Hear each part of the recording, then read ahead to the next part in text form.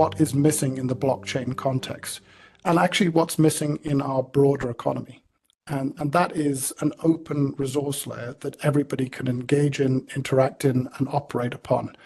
That isn't in our existing economy, and it certainly isn't in the blockchain economy. Because Bitcoin is an incredible proof of concept. It was a proof of concept for how to create real money through a cryptographic body of work. Why didn't it evolve? What happened? And the answer, I felt, was this Garden of Eden analogy, that you're in this state of grace where you could build anything, you could do anything. But rather than do that, what people ended up doing was taking shortcuts, taking the money, effectively the apple. And once you bite into that apple, Eden is gone. And that apple was the temptation to effectively, if you think of it like a monopoly board, you have go in the top left-hand corner. And as you're going around the board, you collect 200. Well, the inverse is the corporatist approach that every time you go past go, you lose 200. And all of these blockchains evolved as infrastructure that found our way of taking 200 off everybody who went around the board. There are a number of things you need in order to create a resource layer. One is you need something that's an open functional blockchain. The second thing you need is real money. So we say that the Gajumaru is the only actual blockchain that actually works, minting real money that really works. What we're creating now, what the internet badly needs, is a transactional layer, an economic layer that transfers economic value back across on one standard. Think about the resource layer that way. There will be only one blockchain at the end of the day, which means there will be only one protocol by which economic value is transferred across the internet. We strongly believe, and we're not biased, that the Gajumaru that we've built is the one. So I tried to make it even more fundamental and say, okay, well, if you think about it, the universe is a resource. The solar system is a resource. The Earth, before we built anything on it, was a resource. And what then happened is we began to break it up into distinct areas that belongs to tribe A, this belongs to tribe B, or alternatively, this belongs to France, this belongs to Germany. And we've arrived at this state now where we have a completely fractured global economy. It's not really a global economy. It's a series of pieces that are very poorly connected between one and another. So massive fragmentation. And ultimately, we don't have a resource layer that opens up to allow us to act. It's almost as if you want to extend the imagination, that we've built all of these systems without any concept of being on a map together. Resources are wild and they're not constrained or controlled. That's the key defining feature of a resource. There's no operator, there's no owner of a resource. It's kind of like there's no owner of the laws of physics, but there is an owner of that house over there, which is built based on the physical laws allowed that the stuff that makes that house up to emerge in the universe. We've organized it into a house now. There's an owner of that house, but nobody owns the laws of physics. That's kind of the concept of like the resource layer at the very base. What we're calling like a layer one or a universal layer should be just called a resource layer. Infrastructure is a thing that you build on top or out of that to extend it in a useful way. There are operators of that. There are potentially owners of that. When you get into platforms, now you're making things more useful that, you don't just have lumber, you have machine systems and transport systems and things that you can build on top of now. And an application is a specific use that is narrowly focused on solving a problem that a real person actually has. In the blockchain universe, the defining feature of a true resource is that it has no operator. You can't point a finger at any party that can control it. Everybody comes out with altruistic goals. Everybody says money's not important before they have money. Once they have money, now it's really important to them. Before you have a blockchain that works, you're not thinking of controlling the monetary supply. Before you have a central banking system, that's not in your mind. Before you've invented fiat currency and figured out how to get people to follow it and then engineer the legal system to put you in charge of it, where only you get to have a monopoly on violence over that, in that context, you don't think about controlling these things. Once you do have control over something, now you start having options to control things in your benefit, as opposed to your prior altruism that gave rise to the system to begin with. So The whole point of true Bitcoin, the white paper, the origin of this is trustless transactions, meaning I can do business with someone and transmit money across the world to someone I've never met, I know nothing about. And the protocols and the structures in the resource layer enable me to do that with confidence versus everything else we have now, which is a trusted intermediary model. Whether it's Visa, will pay the vendor for you, and in return for giving them 2.5%, you can then complain later and they'll make you whole. Right? There are reasons why intermediaries exist, but there are often lots of reasons where, as Craig is pointing out, the intermediaries at this point only exist to enrich themselves. They are rent-seeking, and they're placing themselves as toll gates between functionality, between people that doesn't have to be there. What we're building here, and as Craig has alluded to, that a lot of people start out, as he put it, altruistically, to create that layer that would enable people to do things. But then they found out, man, I'm clipping 3 cents off every transaction, and they're doing $1 billion a day. I should just keep this up. Right. And that's what we're not going to fall into temptation about. We're going to make that resource layer free, and people can build value-added tools on top of it. Garden of Eden problem is that everybody comes along saying, you know what, we really need a blockchain that actually works. Let's build one. And then they decide, oh, actually, hold on a second. We're going to need some money to do that because we need to hire lots of really, really skilled developers because this is a non-trivial thing to do and do well. Okay, so let's go and get some money from the Silicon Valley people. The Silicon Valley people go, yeah, we'll give you money, but tell us this. Where is your pass, go, and deduct $200 tool on the Monopoly board that you're building? Ah, we didn't think of that. Well, go away and think of that, then come back and we'll give you the money you need. And ultimately, that's the tripwire that has hit again and again and again. It's why we've got lots of really good infrastructure, particularly around the proof of stake end of the equation, but no resource layer. The reality is our existing economy, and Christopher talked about it there with Visa, but it's not just Visa, it's all of the banking systems, all of the payment systems, all of the means by which we transfer value between any sets of infrastructure within, and whether that's national or subnational or supranational. All of those pieces invite rent seeking because you have this fractured, fragmented economy. And so the people who connect those pieces, who give access to those things, are able to make profits that are completely disproportionate to their actual value add. And that's what a resource layer would really disrupt and change. I often talk to people about taxation. And I don't mean income tax and those kind of taxes. I mean the most egregious taxes of them all. The first of which is that tax we were describing when you look at the fragmented, fractured economy that we operate within. The tax is that toll to cross from one infrastructure to another, to get from one fragment to another. You pay a toll all the time, and it actually massively restrains our ability to do business with one another. And at the same time, tax is what business we do. The second part to that is those very same entities, and this is not just banks, this is across the board industries, and Craig talks very well about the airline industry in this regard. Too big to fail, so we socialize their risk. They screw up a perfectly good business, in fact, one where they have such massive advantages they should never go out of business, and yet through sheer greed and avarice, they do indeed consistently have their reach exceed their grasp. And the rest of us end up socializing that risk through the mechanism of printing money.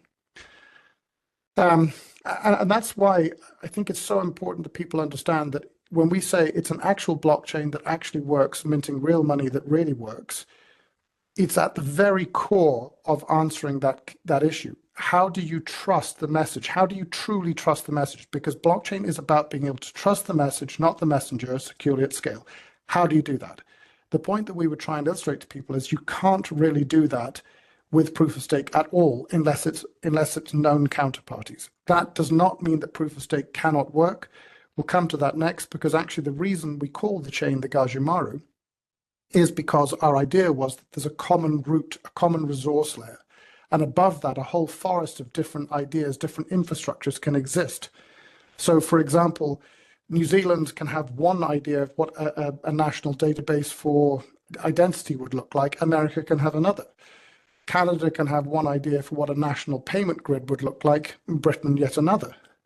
Whether they want to use a representation through tokens of cash in the bank, in the central bank, or whether they want to use a CBDC. All of these things become decisions that different actors can embed into their infrastructure solution set.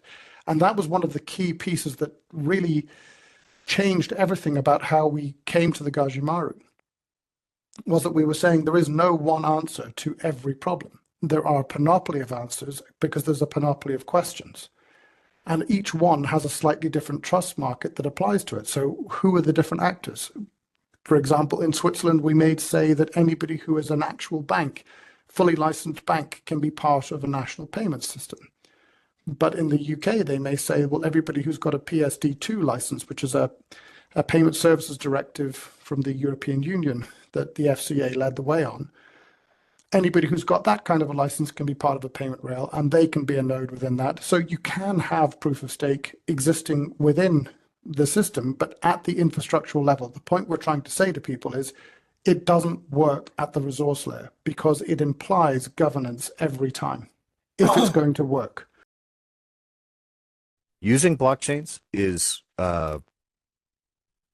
it's inherently hard because the systems are complicated, because almost nobody's ever, well, I've built 3, and a couple of people have tried to build some and run into very hard problems when it comes to building actual commercial systems intended for commercial use. Like, can you name a commercial system that's backed by a blockchain that's like in common use right now? Because like there aren't really any. If you say like, hey, where's the online markets that take crypto, people will point you to like something like OpenSea for NFTs or whatever. But it's like, no, I want to buy. Well, that's intermediated. You have to trust OpenSea. It is. That's the thing, is that these are intermediated markets. So they're not taking crypto directly. eBay was going to take Bitcoin for a while, they thought. When they tried to do that, they ran into the problem that actually Bitcoin's way too slow to do auctions, and you can't prove, there's no way to prove your authority to make a bid, meaning you can't prove that you've got the money to put that up. Whereas eBay can actually do a reference to Visa and say, hey, whoever their payment provider is, can they back this bid up or not? And if they can't, how can we smoothly roll that back to the winner of the auction that actually can back it up with funds? That's a hard problem to solve on slow blockchains, and pretty much every, except for ours, I'm trying to think of anybody whose proof of stake is fast. Bitcoin theoretically could do 7 transactions per second globally. Okay. In practice, what is it? No matter how high the gas price goes, it's about 3.2. That's it. It's going to get about 100,000 transactions per day through, no matter what you do. And that's just the way that things play out, because we're dealing with relativistic effects, and that's not just a suggestion, that's the law. All the crypto in the world right now is held in like 4 or 5 places. Very little actually happens on chain because it can't. The chains are too slow. When we have the core definition of the Gajumaru, of the Gajumaru root chain, that is proof of work, that has the authority to mint money in the system, when that final implementation is like we're running right now, but we have a couple of more steps to finish there across the next year. When that is finished, that's it. We do not have control anymore. There's no governance at all. It is purely this hybrid system we have of proof of work for the leadership election and fast finality through a hash graph type system. It's not on it. Like, we took some of these ideas from groups like Hedera and whatever. So we have a fast finality within a proof of work system, which is one way we can do large volume transactions safely, really quick. But that's the extent of it. There's no control that we can exert. That doesn't mean that innovation stops, though. On associate chains where you have known operators, those are proof of stake, but they're known proof of stake chains or they're permission chains.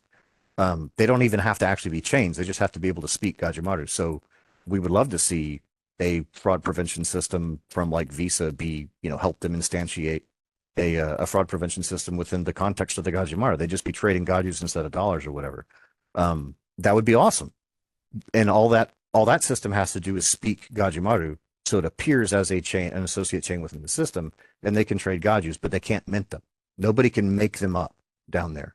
because all Gaju transactions ultimately, chain to chain, have to pass through the group, and the group knows the total quantity of possible Gajus. It knows the origin of all of them. So that's the locking defense of the system, is that the proof of work chain. So you have to have a hybrid solution like this, or you can't do real business. The whole point is the Gajumaru is going to be completely not controlled by anybody within a few years. Like the structure now is being built, the miners are being put in place. We're making sure as much as we can that there's a vast distributed bunch of people for network effects around the world, such that it becomes gold. It is not something, no one controls gold. God does. That's it. We're not God. And so we're going to set it loose free. And that's a really important point for people who are kind of listening to pay close attention to. The Gajumaru itself, this is the first time that a company has consciously built something they've just given away for free. There are 1 trillion Gajus that can be mined over 87 years ahead of us. The 0.5 is already behind. Why 1 trillion? Well, lots of reasons. For example, the amount of private debt in the world, 100 trillion. The amount of public debt in the world, 100 trillion. The amount of trade in the world, 100 trillion. So it just seemed like a number that was kind of obvious to say, well, okay, if we think that the value of a Gaju one day will be $100 of today's money, then it's 100 trillion. It's a trillion. So the number of Gajus that can be mined is a trillion. The amount that can be, how they are mined is all done over a Fibonacci curve. Fibonacci being 1, 1, 2, 3, 5, 8, 13, 21, etc. So that's the difficulty curve that goes up around, and there's no artificial tools like they have in Bitcoin to create artificial value or artificial pricing. It is literally just driven by what it is. It's one of the key things that when we say that Bitcoin is a proof of concept that is not a fully operative blockchain, this is one of the reasons why, is it has no native smart contract language. Now, a guy called Yanni Marislov, whose pseudonym is the godfather of Ethereum, because he was the guy that was sort of on Vitalik's shoulder saying how things should be done, he said Solidity is just not good enough. It's not something anyone can build with. So he raised about 200 million in an ICO in 2018 and built Sophia. You know, the guys who've come into the team from into QPQ actually came from Eternity, the Eternity blockchain. And his great insight, the guy was brilliant. He saw that this was not a language that you can put into commercial use. So he set about building a language that you can do that with and virtual machines that you can work with. Those are integrated into the Gajumaru. They are in the core of what happens. This is all of the things that we have done and all of the things we're going to do are all within this. And that's been the progression. Bitcoin was a proof of concept. How can we make digital gold? Essentially, they proved that. That's awesome. The next one was Ethereum. Can we make a state machine work on top of that concept? Yes, awesome. But it sucks. But they proved the point. So, all right. So advance everything that sucks about that. How can we fix that to the next stage? That's what Eternity was, and they did amazing stuff there, but they just kind of refused to let it get any legs and to make kind of do the real world work, not the ephemeral techie work, but the real world work that would make that go. And so we're now, it's sort of phase 4 is the final phase for their core definition. That's why we had to make up a system where we can establish a core definition that's complete, seal that off, put a bow on it, and then have an associate chain system where you can continue to innovate. And that's what we've realized. That's what's finally been clarified. But nobody knew where we were going like 15 years ago. So this has been a long time establishing, and because it's a lot of complicated stuff. So look, the summation of what I would say when we're talking about the Garden of Eden problem in this is that, number one, it's extraordinarily hard to build a proper blockchain well. You know, to actually build a blockchain that really works is really hard. It takes massive technical skills to do and do well. And you see this all around where people have taken shortcuts that allow them to have something that approximates an actual blockchain that actually works, but they're not. And they've taken shortcuts to deliver that efficacy. The reality of what we have in the Gajumaru is a group of people who've come together from different directions and different places.